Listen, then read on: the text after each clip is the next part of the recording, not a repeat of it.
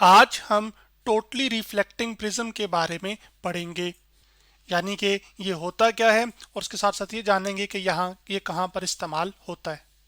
तो totally reflecting prism हमारे पास एक ऐसा प्रिज्म होता है, यानी कि a right angle isosceles prism is called totally reflecting prism. यानी कि प्रिज्म हमारे पास एक ऐसी चीज होती है जो कि क्या होती है, असल में ग्लास से मिलकर बनी होती है।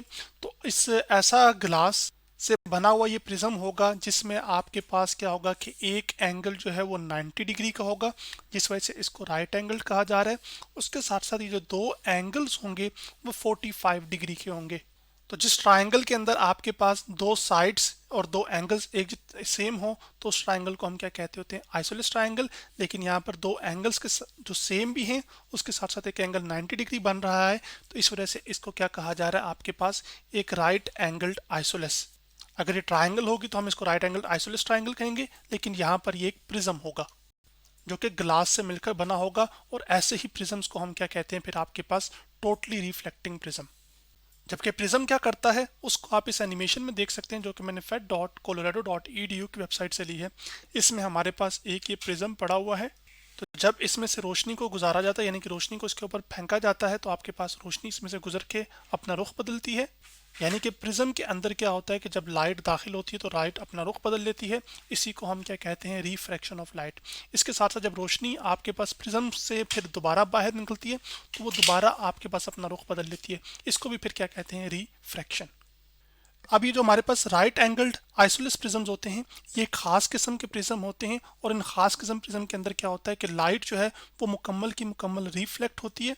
जब रोशनी उसमें दाखिल हो तो उस फिनोमेना को हम क्या कहते हैं, टोटल इंटरनल रिफ्लेक्शन। इसका मतलब है कि टोटली रिफ्लेक्टिंग प्रिज्म्स के अंदर लाइट टोटल जो है वो क्या हो रही होगी, वो रिफ्लेक्ट हो रही होगी। अब ये मुख्तलिफ तरह के जो टोटली रिफ्लेक्टिंग प्रिज्म है वो किस तरह के दिखाई देते हैं, तो वो मैं आपको इस तस्वीर में दिखा सकता हूँ। जैसे कि आपके पास एक यहाँ पर ये एक प्रिज्म है, उसके साथ साथ आपके पास ये प्रिज्म है। इस प्रिज्म के अंदर भी टोटल इंटरनल रिफ्लेक्शन हो रही है और इस प्रिज्म के अंदर भी टोटल इंटरनल रिफ्लेक्शन हो रही है, लेकिन दो दफ़ा हो रही है। इस वजह से इसको हम कह रहे हैं double total internal reflection in prism. जबकि इसमें से जो है वो आपके पास एक दफ़ा हो रही है, इस वजह से इसको हम क्या कहेंगे, total internal reflection in prism. जबकि टोटल इंटरनल रिफ्लेक्शन क्या होती है इसको आप इस एनिमेशन में देख सकते हैं, जो कि मैंने fed.colorado.edu की वेबसाइट से ली है। इसमें हमारे पास एक ये ऐसा मीडियम है जिसके अंदर पानी मौजूद है, और यहाँ पर हमारे पास ये एक ऐसा मीडियम है जिसके अंदर हवा मौजूद है। तो पानी की खासियत यहाँ पर यह है कि पानी एक डेंसर मीडियम है, यानी कि इसकी डेंसिटी ज़्यादा है। जबकि डेंसिटी हम किसे कहते हैं कि किसी वॉल्यूम के अंदर कितना ज़्यादा मैस समाया हो। जितना ज़्यादा मैस एक वॉल्यूम के अंदर मौजूद होगा उस मीडियम की डेंसिटी उतनी ही ज़्यादा होगी। तो आपके पास जब रोशनी को एक डेंसर से आपके पास रेयर मीडियम के अंदर भेजा जा रहा है, तो आप देख सकते हैं कि जो रोशनी है वो आपके पास पानी से हवा में दाखिल हो रही है। लेकिन अगर हम क्या करें कि आपके पास एंगल को जो है वो बढ़ाते जाएं, तो आपके पास क्या होगा, जो कि एंगल यहाँ पे आप देख सकते हैं जो कि नॉर्मल के लिहाज से बन रहा है यहाँ पे। और आपके पास वो एंगल को अगर आप बढ़ाते जाएं तो एक ख़ास एंगल ऐसा आएगा, जब उससे एंगल ज़्यादा हो जाएगा तो फिर आपके पास ये जो सारी की सारी रोशनी जो कि अभी रिफ्रैक्ट हो रही है ना, ये असल में क्या हो जाएगी, वो आपके पास इसी मीडियम के अंदर वापस रिफ्लेक्ट हो जाएगी। यानी कि वो सारी की सारी रोशनी इसी मीडियम के अंदर बाउंस बैक हो गई है। इस फिनोमिना को हम क्या कहते हैं, आपके पास टोटल इंटरनल रिफ्लेक्शन। यानी कि लाइट डेंसर मीडियम से आए और डेंसर मीडियम के अंदर ही बाउंस बैक हो जाए, उसका कुछ भी हिस्सा जो है वो आपके पास यहाँ पर जो है ना वो रेयर मीडियम के अंदर दाखिल ना हो रहा हो, तो आपके पास यहाँ पर क्या हो रही है, टोटल इंटरनल रिफ्लेक्शन। तो यहाँ पर भी आपके पास इन दो सिनेरियोज में ऐसा ही हो रहा है। ये एक लादा किस्म का ट्रायंगल है, मतलब इसमें भी आपके पास ये प्रिज्म है और ये भी एक प्रिज्म है। अब इनमें है क्या, वो ज़रा फ़र्क, इन दोनों प्रिज्म्स के अंदर क्या फ़र्क है वो ज़रा समझिए।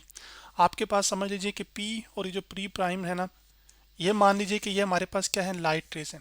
तो लाइट रेज अभी आपके पास क्या कर रही हैं, वो आपके पास दाखिल हो रही हैं कहाँ से, समझ लीजिए कि यहाँ पर जो मीडियम है वो आपके पास एयर है, यानी कि हवा से दाखिल हो रही है किसके अंदर, एक प्रिज्म के अंदर। और ये जो प्रिज्म है ये हमारे पास किससे मिलके बना हुआ है, ग्लास से। तो अब आपके पास इस प्रिज्म के जो किनारे हैं ना, कौन, मतलब इसको हमने ए से लेबल किया हुआ है, इसको बी से और इसको सी से। तो सबसे पहले ये जो रोशनी की किरण है वो आपके पास इसकी तरफ आ रही है। तो ये जो रोशनी की किरण है वो आपके पास जब इसमें दाखिल होती है तो इसका रुख नहीं बदलता। क्यों नहीं बदलता, क्योंकि आपके पास ये नॉर्मल के बिल्कुल पैरेलल आ रही है।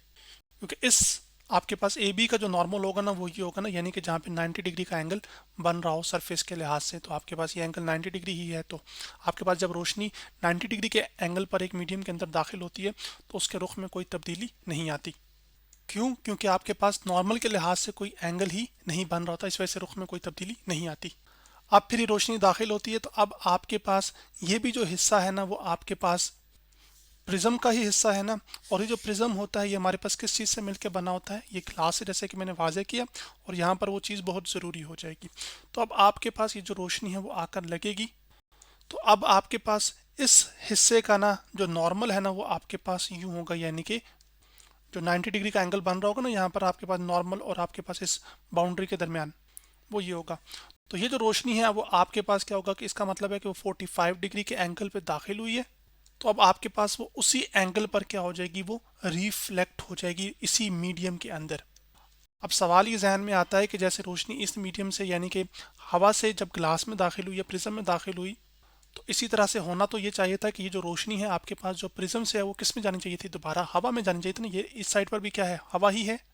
लेकिन वो हवा में दाखिल होने की बजाय इसी प्रिज्म के अंदर क्या होगी, वो रिफ्लेक्ट होगी। यानी कि यहाँ पर जो फिनोमिना हो रहा है वो टोटल इंटरनल रिफ्लेक्शन का है। यानी कि जो लाइट है वो बाउंस बैक कर रही है इसी डेंसर मीडियम के अंदर, यानी कि प्रिज्म के अंदर। जिसको चले मैंने यहाँ पे लिख भी दिया कि bounce back of light in prism. अब ये क्या है कि आपके पास ये जो एंगल ऑफ इंसिडेंस है ना यहाँ पर 45 डिग्री है, वो आपके पास ये जो ग्लास है ना उसका जो क्रिटिकल एंगल होता है ना उससे ज़्यादा है। तो फिर हम लिख सकते हैं कि आपके पास जो एंगल ऑफ इंसिडेंस है वो चूंकि क्या है, वो ग्रेटर देन है किससे, क्रिटिकल एंगल ऑफ ग्लास से। क्रिटिकल एंगल वो एंगल होता है जिस पर जो रिफ्रैक्टेड रे है वो नॉर्मल के साथ 90 डिग्री का एंगल बना रही होती है। तो चलें इस बात को मैं यहाँ पे लिख देता हूँ कि रिफ्रैक्टेड रे makes 90 degree angle with normal, यानी कि 90 डिग्री का एंगल बना रही होती है इसके साथ, नॉर्मल के साथ। तो उस एंगल को हम क्या कहते हैं, क्रिटिकल एंगल। और जब angle of incidence critical angle से ज़्यादा हो जाए तो फिर जो लाइट की रेज हैं वो क्या करती हैं कि वो आपके पास टोटल इंटरनल रिफ्लेक्शन का फिनोमेना दिखाते हैं, जिसमें जो लाइट है वो उसी मीडियम के अंदर क्या हो जाता है, वो बाउंस बैक हो जाता है। अभी चूंकि हम इसको डिस्कस नहीं करें इस वजह से मैं इसको यहाँ पे क्या करता हूँ, साइड पे कर देता हूँ। तो अब आपके पास ये चीज़ तो क्लियर होगी। अब आपके पास यही चीज़ आपके पास दूसरी रे के लिए भी दिखाई गई है कि वो जो रे है वो आपके पास आ रही है हवा से पहले प्रिज्म में दाखिल हो रही है, क्योंकि ये नॉर्मल के बिल्कुल पैरेलल आ रही है, यानी कि नॉर्मल के साथ से कोई एंगल नहीं बन रहा। उससे फिर क्या होगा कि ये इसका अपना रुख तो नहीं बदलेगा, लेकिन अलबत्ता ये होता है कि जब आपके पास रोशनी एक मीडियम से दूसरे मीडियम में जाती है तो उसकी जो रफ्तार है वो ज़रूर आहिस्ता हो जाती है, क्योंकि इस मीडियम का जो रिफ्रैक्टिव इंडेक्स है वो इसके लिहाज से मुख्तलिफ है। रिफ्रैक्टिव इंडेक्स हमें क्या बताता है कि कोई मीडियम के अंदर रोशनी की रफ्तार कितनी आहिस्ता है, कितनी ज़्यादा होगी। जितना रिफ्रैक्टिव इंडेक्स ज़्यादा होगा उस मीडियम के अंदर रोशनी की रफ्तार उतनी ही कम होगी। तो फिर ये लाइट रे आ रही है आपके पास। अब ये क्या करती है कि आपके पास यहाँ पे इस हिस्से को स्ट्राइक करती है, तो आपके पास इसका जो नॉर्मल है वो ये बनेगा, तो जो कि मैंने यहाँ पे कर दिया, आपके पास ये नॉर्मल्स का बन गया। तो ये जो एंगल बन रहा होगा वो 45 डिग्री होगा, और ये जो एंगल 45 डिग्री है वो आपके पास एंगल ऑफ इंसिडेंस इस प्रिज्म के ग्लास के, यानी कि जो है ना उसके क्रिटिकल एंगल से क्या है वो ज़्यादा है। तो वो लाइट इस हवा में दाखिल होने के बजाय सारी की सारी इसी मीडियम के अंदर क्या हो जाएगी, रिफ्लेक्ट बैक हो जाएगी। उसके बाद क्योंकि अब ये जो रोशनी आने वाली रे है और रोशनी की जो रे आने वाली है ये आपके पास नॉर्मल के लिहाज से क्या है, उसके बिल्कुल पैरेलल है। तो आपके पास ये फिर दोबारा प्रिज्म से बाहर हवा में चली जाएंगी। तो फिर जहन में ये सवाल आता है कि इस तरह के प्रिज्म्स हम एक ख़ास शक्ल के क्यों इस्तेमाल करते हैं। वो इस वजह से इस्तेमाल करते हैं ताकि अगर हमने एक लाइट की जो रे है उसका एंगल 90 डिग्री बदलना हो तो आप इस तरह का जो प्रिज्म है उसका इस्तेमाल कर सकते हैं। अब फिर आप कहेंगे कि यहाँ पर वो 90 डिग्री कैसे आपको नजर आ, देखें रोशनी की जो रे थी ना वो इस तरह से आ रही थी, जबकि आपके पास जब प्रिज्म में से गुजर कर वो आपके पास दोबारा हवा में दाखिल हुई है तो वो आपके पास अब दाएं जाने की बजाय क्या होगी है, वो अब आपके पास नीचे जा रही है ना इस तरह। तो ये जो एंगल है वो आपके पास कितना बन रहा होता है, ये फिर 90 डिग्री ही तो होता है, जिसको आप मेजर भी कर सकते हैं। और यहाँ पर आपके पास ये जो टोटल एंगल होगा वो भी कितना होगा, 90 डिग्री। और यहाँ पर भी जो टोटल एंगल होगा वो भी कितना होगा, 90 डिग्री। तो यानी कि इस तरह के जो ख़ास प्रिज्म्स हैं इनका हम इस्तेमाल तब करते हैं जब आपके पास रोशनी का जो रुख है वो हमने 90 डिग्री के एंगल से बदलना हो। अब यहाँ पर हमारे पास ये जो double total internal reflection in prism हो रही है, ये भी हमारे पास टोटली रिफ्लेक्टिंग प्रिज्म की एक एग्जांपल है। और इसका इस्तेमाल हम क्यों करते हैं, ताकि जो रोशनी की किरण है यानी कि लाइट है उसको 180 डिग्री के एंगल पर क्या किया जा सके, वो डेविएट किया जा सके। यानी कि आपके पास अगर कोई चीज़ पहले दाएं जानिब जा रही थी तो अब वो क्या करने लग जाए, वो बाएं जानिब जाने लग जाए। तो ये 180 डिग्री के एंगल का मतलब होता है ये डेविएट करना। और अगर कोई चीज़ ऊपर है तो ऊपर जाने के बजाय वो नीचे की जानिब आना शुरू हो जाए। तो इस तरह की चीज़ करने के लिए फिर हम क्या करते हैं कि आपके पास ये जो double total internal reflection prism वाला है इसको इस्तेमाल करते हैं। अब इसमें भी देखें आपके पास यहाँ पर ये जो एंगल होता है वो 90 डिग्री होता है, ये आपके पास 45 डिग्री होता है और ये 45 डिग्री होता है। अब यहाँ पर आप देखिए कि मान लीजिए कि आपके पास एक यहाँ पे सीधा तीर है, यानी कि ये एक ऑब्जेक्ट है। अब आपके पास इस ऑब्जेक्ट से क्या करती हैं कि आपके पास जब इस पे ऑब्जेक्ट पे रोशनी पड़ती है तो इससे जो लाइट रेज हैं वो आपके पास इस प्रिज्म में दाखिल होती हैं। तो अब चूंकि इस प्रिज्म का ये जो हिस्सा है वो बिल्कुल आपके पास क्या है, वो नॉर्मल के पैरेलल है, यानी सॉरी कि लाइट रेज जो है वो नॉर्मल के पैरेलल होंगी तो उनका रुख नहीं बदलेगा। अब यहाँ पर जब आपके पास आके लगेंगी तो जो नॉर्मल होगा वो असल में आपके पास कुछ यूं होगा इसका। तो आपके पास ये जो एंगल होगा फिर वो कितने का होगा, वो 45 डिग्री का होगा।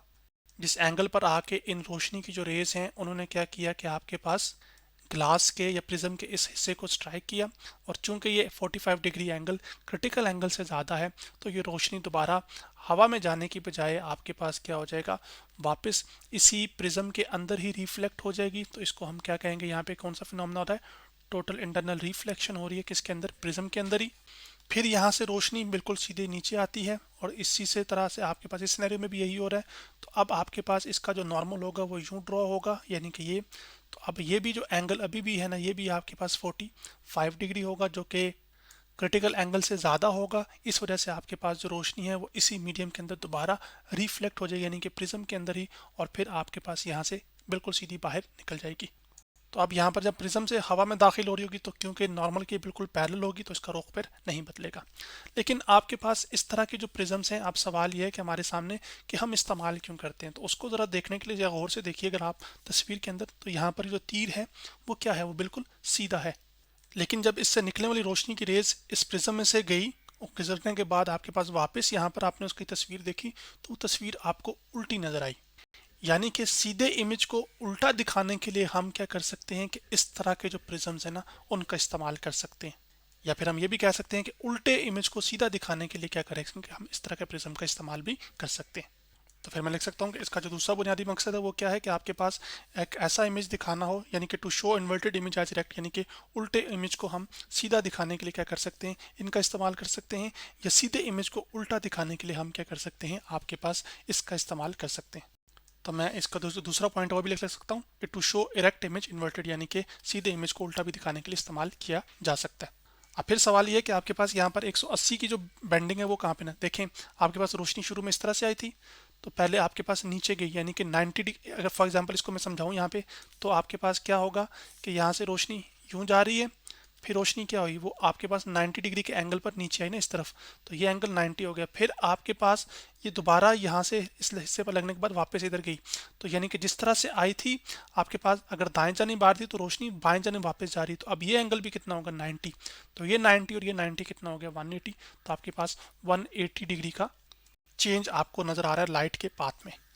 उसके बाद हमारे पास एक और ख़ास किस्म का प्रिज्म है जिसको हम कहते हैं इरेक्टिंग प्रिज्म। ये जो पिछला प्रिज्म आपने देखा ना, ये भी दरअसल आपके पास एक इरेक्टिंग प्रिज्म ही है, खाली उसकी तस्वीर को यूं दिखाया गया, इसमें आपके पास वो इस तरह से दिखाया गया। तो इसमें भी आपके पास एक एरो जो है वो एक ऑब्जेक्ट है और उसका जो इमेज है वो यहाँ पर बन रहा है। तो यहाँ पे तीर उल्टा था तो दिखाई कैसे दे रहा है, सीधा। लेकिन एक फ़र्क बुनियादी तौर पर इसमें और आपके पास इस डायग्राम में या इसके अंदर जो है ना वो और है। इसमें 2 दफ़ा टोटल इंटरनल रिफ्लेक्शन हो रही थी जबकि इसमें आपके पास सिर्फ एक दफ़ा होगी। और एक फ़र्क और भी आपको नज़र आएगा, वो मैं बताता हूँ। रोशनी की रे यहाँ से आई फिर यहाँ से आई, तो ये इसका नॉर्मल था, तो रोशनी आपके पास अब नॉर्मल के लिहाज से किसी एंगल पर दाखिल हो रही है तो रोशनी का फिर जो रुख है वो क्या हो जाएगा, वो बदलेगा। तो आपके पास बदल के वो इस तरह से जाएगी। और अब यहाँ पर आपके पास इसका जो आपके पास है ना जो नॉर्मल है वो इस तरह से ड्रॉ होगा, और इसी तरह से आपके पास ये जो तीर का ये वाला हिस्सा है उसके लिए जो रोशनी की रे आ रही होगी वो इस तरह से आएगी, तो नॉर्मल उसका ये वाला होगा। अब यहाँ पर ये जो एंगल ऑफ इंसिडेंस होगा ना, वो क्रिटिकल एंगल से जब ज़्यादा होगा तो रोशनी दोबारा इधर से बाहर निकलने के बजाय इसी मीडियम के अंदर वापस रिफ्लेक्ट हो जाएगी, और फिर यहाँ पर आपके पास ये नॉर्मल है और ये नॉर्मल है, और फिर आपके पास इस हिस्से से ग्लास जो रोशनी है वो आपके पास क्या होगी, रिफ्रैक्ट होगी, यानी कि अपना मीडियम बदलेगी। तो अब आपके पास यहाँ पर ये देख सकते हैं कि ऑब्जेक्ट आपके पास उल्टा था, दिखाया जा रहा है सीधा है। लेकिन इसमें और इसमें तो यही चीज़ हो रही थी, लेकिन फ़र्क ये आ रहा है कि इसमें जो रोशनी का रे था ना, उसका एंगल 180 डिग्री बदल किया गया था। यानी कि जो रोशनी की रे थी जो कि पहले क्या कर रही थी, वो दाएं जानिब जा रही थी, जैसे कि यहाँ पर दाएं जानिब जा रही थी और फिर वापस किस तरह से आई, बाएं जानिब। इसमें आपके पास क्या है कि जो रेक्टिंग प्रिज्म में ये होता है कि आप लाइट का जो पाथ है ओवरऑल वो नहीं बदलते, यानी कि यहाँ पे रोशनी भी सीधी जा रही है, जब आपके पास दोबारा हवा में दाखिल हुई फिर भी सीधी जा रही है। लेकिन हुआ ये कि आपके पास जो ऑब्जेक्ट पहले उल्टा पड़ा हुआ था उसका इमेज सीधा बन गया। बाकी टोटल टर्नर रिफ्लेक्शन का फिनोमेना इसमें भी हो रहा है, इसमें एक दफ़ा हो रहा है जबकि इसके अंदर आपके पास दो दफ़ा हो रहा था। तो आज फिर हमने क्या किया कि आपके पास जो मुख्तलिफ टोटली रिफ्लेक्टिंग प्रिज्म्स थे उनके बारे में पढ़ा और उनमें देखा कि कहाँ पर किस तरह का चीज़ों का इस्तेमाल किया जा सकता है। तो आज हमने टोटली रिफ्लेक्टिंग प्रिज्म के बारे में पढ़ा।